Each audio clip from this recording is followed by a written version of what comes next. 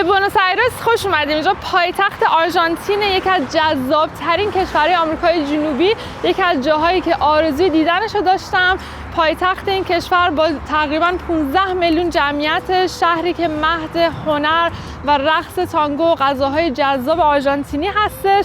سفر آرژانتین رو اینجا شروع می‌کنیم توی میدون ایران، میدونی که توی مرکز این شهر واقع شده به نماد دوستی این دو کشور و برای من اینجا بودن خیلی جذابه، چون خودم توی تهران توی میدون آرژانتین به دنیا آمدم و خوشحالم که این سفر رو از اینجا شروع میکنم.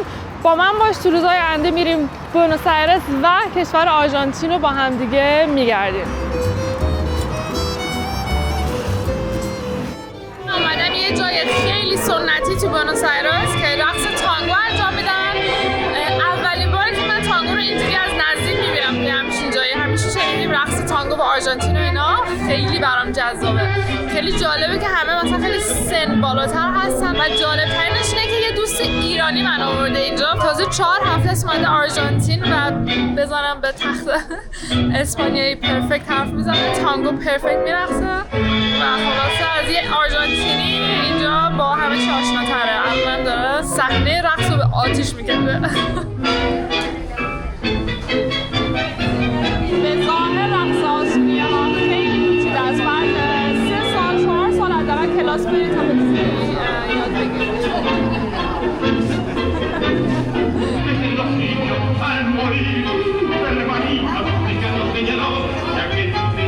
بچه اول اومدیم این کاغذها رو بهمون دادن. This one. I want to get this one. اولش اومدیم الان قاره کشیه. جایزش چیه؟ شامپاین؟ میبینیم میبریم. جالب ترین چیز اینجا اینه که چجوری پارتنرشون رو انتخاب کنن واسه رقص. آقایون باید بیان با یک نگاه به خانمه یه نگاهی بندازن، اگه با نگاهت یه چشمش و سرت تو تکون بده یعنی بریم. ولی انقدر سریع این کارو انجام میدن که خیلی جذابه، یعنی میاد و سریع یه نگاه سریع جای رقص. خیلی جذابه. رقص محلی آرژانتینه. سفره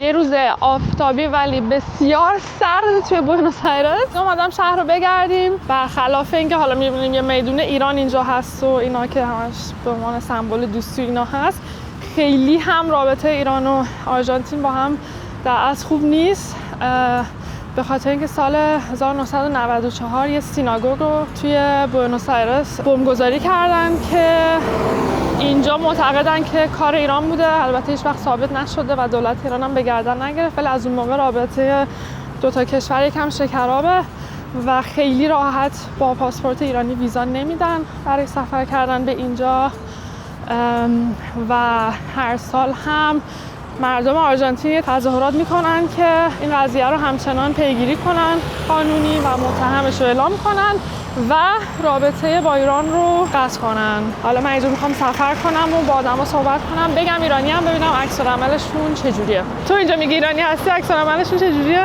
نه خیلی خوبن، خیلی خوش اخلاق و خوبن و هیچ کس تا حالا چیز رفتار منفی ندیدم ازش. به غیر از تانگو که عاشقشی، دیگه چی خیلی توی آرژانتین دوست داری؟ شیرینی آلفاخور. شیرینی آلفاخور نمیدونم چیه، بریم بخوریم. شاید بدونم ولی به اسم. ببین خیلی شبیه یه شیرین عسل که 2 تا بیسکویت بود وسطش. دوست دلشه. آره دوست دلشه. یه کرمیه که شبیه شیر عسلی خودمونه ولی خب رنگش تیره تره، بیشتر میپزنش فکر کنم که رنگش تیره میشه.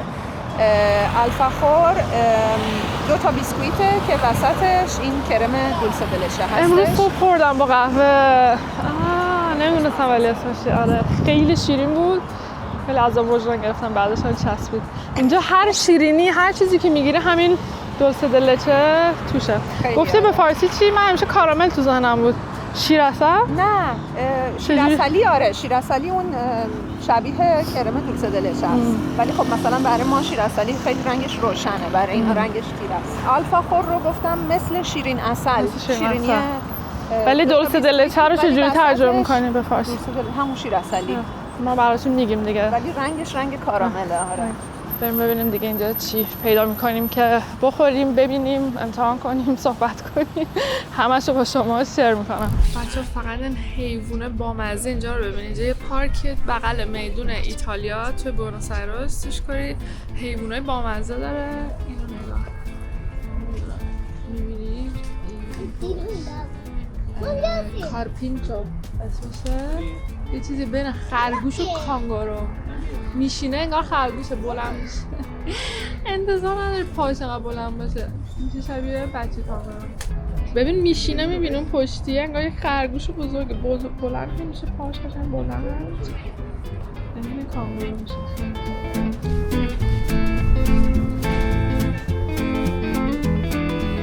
باورتون میشه تو شهر بوئنوس آیرس بیاین وسط شهر توی پارک زرافه ببینین با شترمرغ‌های این عظمتی نمی‌بینین. الان شما چقدر بزرگن، ولی قبول کنین از من که خیلی بزرگه.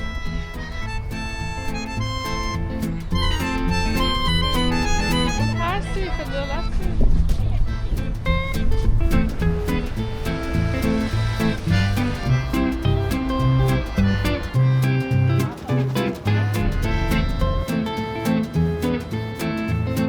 صف رو میبینین از اونجا، من که ترس رو نمیبینم، شما میبینین. این صف بستنی فروشی و رستوران نیست، صف اتوبوسه. چقدر منظم و مرتب. یاد یه سری از کشورها افتادم که اصلا اینجوری نیست و اخیراً هم من چند ماه اونجا بودم. Pictures of my country, maybe you can guess.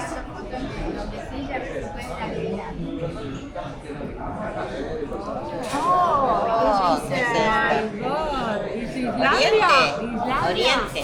Yes. India. No, not India. Let me see. Australia. No. No, Oceania. Oceania. Russia. Maybe you know this? Both. Istanbul. Is No, Istanbul? but very close. Turkey. Turkey. No, but very close. Neighbor. But I don't understand.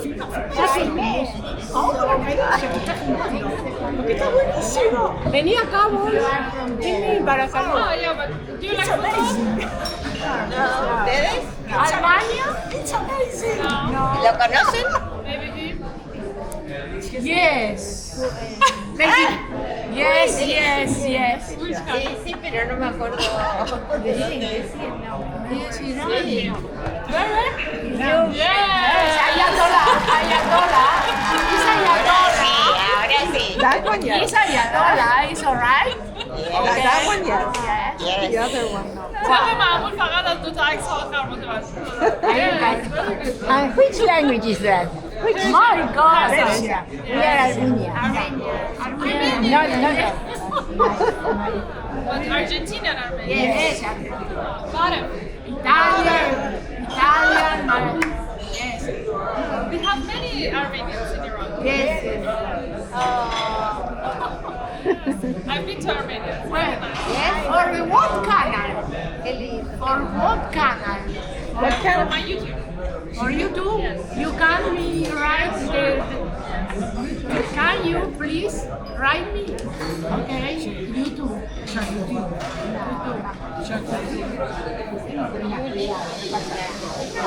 No, my friend lives here, but I am.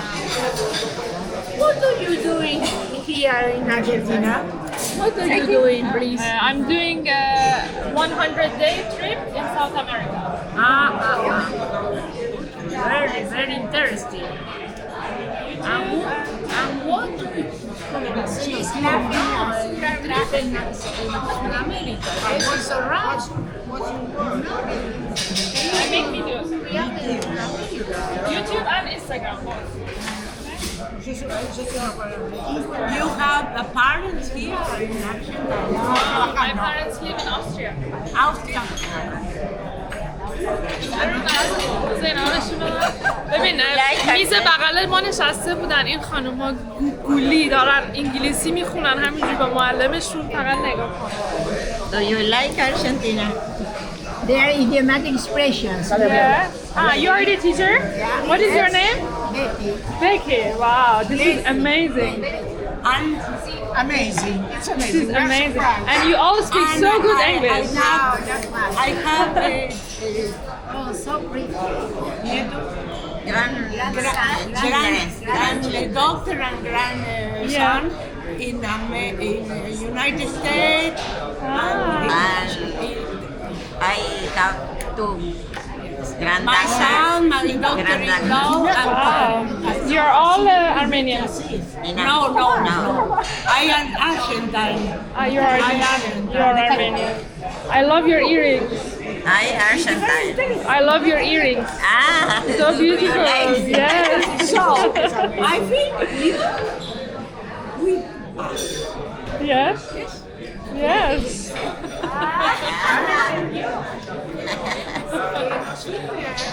Very nice to meet you. You're all very beautiful and very.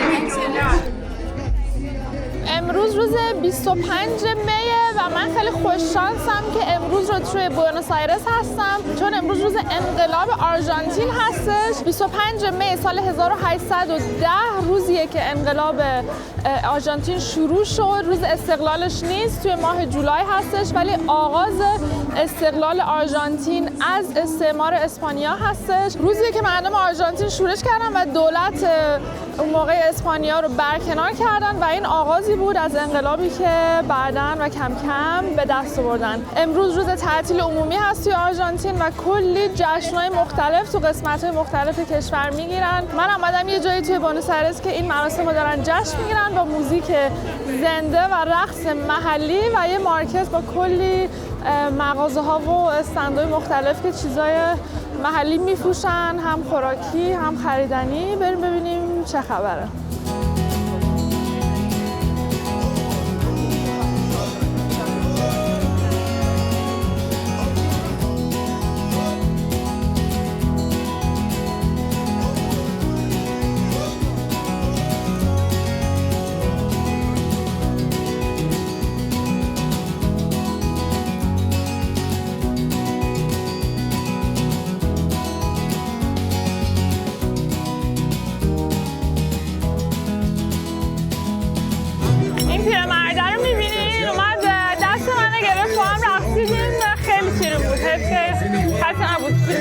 فیلمش رو برامون بگیره ضبط بشه. دید من خیلی با نیش باز چشمای هیجان زده دارم همه رو نگاه میکنم تنها. من دست من رو گرفته که برزیلی هم گفتم ایران، اصلا بکنم نمیدونم ایران کجاست. یه رقص بار کردیم و خیلی باحال بود. چقدر باحال لباسمون واقعا اینجا رو.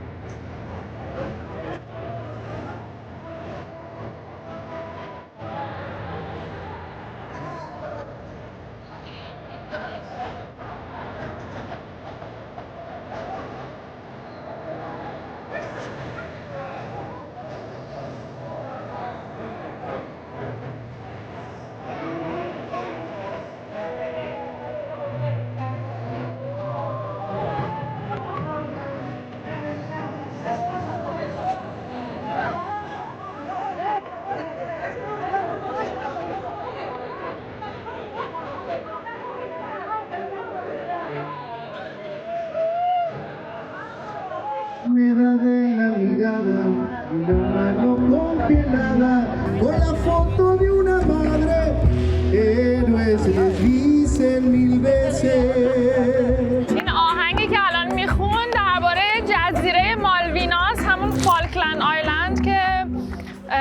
تعلق به انگلیس داره و یک جنگ خیلی بزرگی بین آرژانتین و انگلیس سر این جزایر بوده که آرژانتین ادعا میکنه این جزیره تعلق به اینجا داره و شاید بگم حساس ترین موضوع برای آرژانتینیاست که واقعا رگ غیرتشون خیلی سر این کلوف میشه و خیلی روش حساسن و همچنان هم سر این موضوع خیلی ناراحتن و براشون خیلی موضوع مهمی و همیشه بهش اشاره میکنن. ولی خب این جزایر الان متعلق به انگلیس هستن. انگلیسی‌ها بهش میگن جزایر فالکلند، آرژانتینیا بهش میگن مالویناس.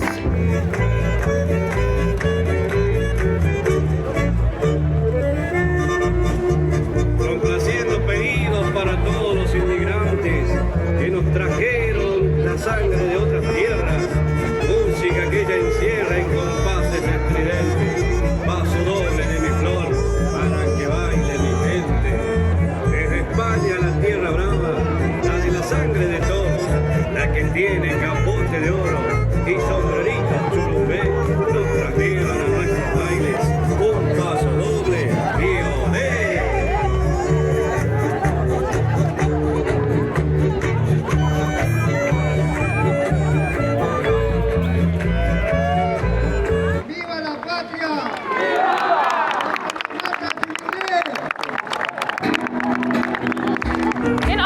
میکروفون گرفت داشت توضیح داد که 46 سال پیش تو همچین روزی یکی از کشتی‌های انگلیس رو داشتن غرق می‌کردن توی جنگ که بعدم یه شعاری داد زنده باد آرژانتین و همه کف. بعد گفت نمیدونم چی انگلیس هیچ کف نزد دیگه، انشالله که فوش نداد. فیلم نگرفتم اونجا را ولی خواننده داشت میخون یه جمع گفتش که فری پالستاین، یعنی برای آزادی فلسطین، که خیلی برام جالبه چون که من چیزای مختلفی شنیدم. از خیلی شنیدم که آرژانتین خیلی کشور طرفدار اسرائیل هست ولی خب این دومین باری که تو این 2 روز دارم میبینم مردم علنی و در ملأ عام از فلسطین دفاع میکنن که واقعا جالبه. بعدم گفت بپرین که نپرین، یعنی اینجا انگلیسی اینا هیچ که همه پریدن. خیلی بامزه این آرژانتین. جالبه که این روز استقلال درست به خاطر گفتیم دیگه استقلال 1810 از استعمار اسپانیاست، ولی خب دیگه اون خیلی گذشته است و خیلی بر مردم مهم نیست. مثلا شعار میدن استعمار نه اینجور چیزا، ولی خیلی جالبه که میخوان شعار بدن فوکوسشون خیلی بیشتر روی همین انگلیس و ایناست، یعنی بیشترین حساسیتشون و مشکلشون که الان با دنیا دارن همین سر همین جزیره هاست.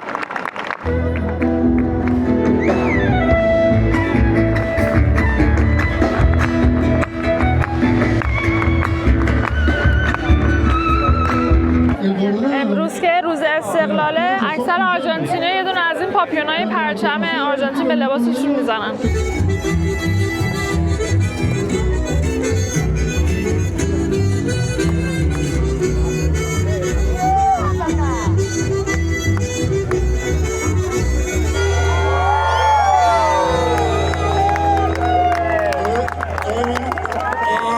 این رقص‌های خیلی بانمکی که می‌دیدین انجام میدادن همه رقص‌های فلوکلور هست، رقص محلی آرژانتینیه. این هم از رقص‌های اصیل اینجاست. تانگو بیشتر ریشه‌اش تو خود شهر بوئنوس آیرسه و این فلوکلور بیشتر رقص روستاها و شهرهای کوچیک اینجاست. این جشن هم توی میدان ماتادورس هست، میشه به معنای کشتارگاه و یکی از محله‌های اصیل بوئنوس آیرس، جایی که محله گاچوها بوده، همون گاوچران‌های معروف آرژانتین. به خاطر همین هم هست که این لباس‌های محلی رو همه میپوشن.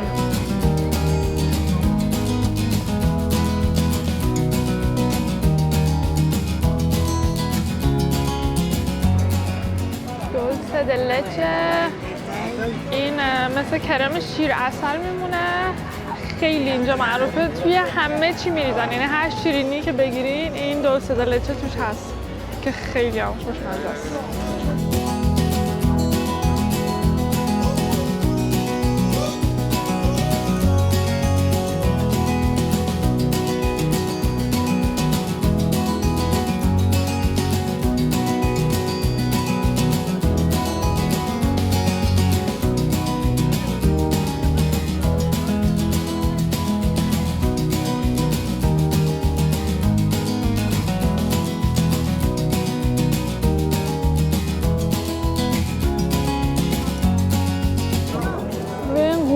نوشته لاس مالویناس سان آرژانتیناس، یعنی همون جزیره مالویناس متعلق به آرژانتینه. امشب اومدم رقص تانگو رو توی یه شوی خیلی حرفه‌ای توی یکی از معروف‌ترین جاهایی که شوی تانگو توی بوئنوس آیرس برگزار میکنن ببینیم فرقش با اون ملونگایی که اون شب رفتیم و خیلی محلی و آدمای محلی میمدن چطوره. اومدم یه شوی تانگو خیلی حرفه‌ای رو قشنگ تو شوتوری توی یکی از بهترین جاهای بوئنوس آیرس ببینم. رقص تانگو رقصی که توی همینجا توی آرژانتین متولد شده اواخر قرن 19. این رقص توی محله‌های فقیرنشین آرژانتین و همین بوئنوس آیرس به وجود اومده. یکی از منطقه‌های مهمی که این رقص توش شکل گرفته منطقه بوکا هست و اواخر قرن 19 اوایل قرن 20 موقعی بود که مهاجران خیلی زیادی از اروپا توی مناطق زندگی می‌کردن. این مناطق فقیرنشین معمولاً قسمت‌های بندری بوئنوس آیرس بودن، مثل لابوکا، مثل سن تلمو، جایی که کارگرایی که تو بندر زندگی می‌کردن زیاد زندگی می‌کردن. یکم تولد یکی و این رقص و مهاجرینی که معمولاً ایتالیایی اسپانیایی بودن و بومی‌های اینجا و آفریقایی‌های میکسی از این آدمایی که با هم زندگی می‌کردن این رقص رو به وجود آوردن که تبدیل شد به یکی از مهمترین و زیباترین رقص‌های دنیا. چندین سال پیش جزو میراث فرهنگی یونسکو شناخته شد و اینجا توی آرژانتین بسیار پرطرفدار. هر جای شهر که برین یا شوش هست یا مردم دارن میرقصن یا ملونگا هست، جایی که رفتیم دیدیم مردم برای رقصیدن میان، کلاساش. خلاصه یه بخش خیلی خیلی مهمی از فرهنگ آرژانتینه و دیگه الان توی چندین دهه گذشته این رقص این فرهنگ به کشورهای دیگه هم صادر شده و جاهای دیگه دنیا هم توی اروپا توی کشورهای دیگه هم خیلی این رقص رو انجام میدن. فستیوالاش هست، جشن‌هاش هست و غیره. یکی از آدمای خیلی معروفی که توی شکل‌گیری این رقص و این فرهنگ نقش بزرگی داشته گاردل هست، یه موزیسیانی که تو اواخر قرن 19 تو همین بوئنوس آیرس موسیقی تانگو رو مینواخت و بهش پدر تانگو هم میگن. اصلیتش فرانسوی بود، البته خودش رو آرژانتینی حساب میکرد. میگن که به احتمال زیاد فرانسه به دنیا آمده و از خانواده فرانسوی تبار و فرانسوی ها هم تا یه زمانی خیلی سعی کردن تانگو رو به اسم خودشون ثبت بکنن به خاطر اینکه گاردل رو فرانسوی میدونستن، ولی خب این کاملا یک فرهنگی که از دل آرژانتین اومده بیرون و همه جا هم به اسم آرژانتین میشناسنش.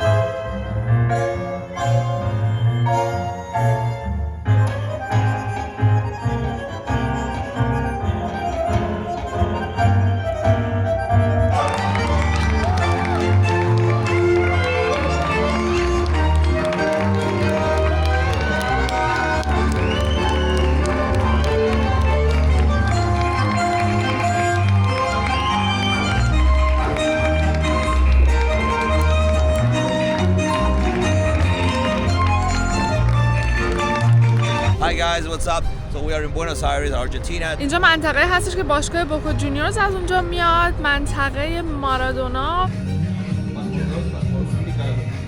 Maradona.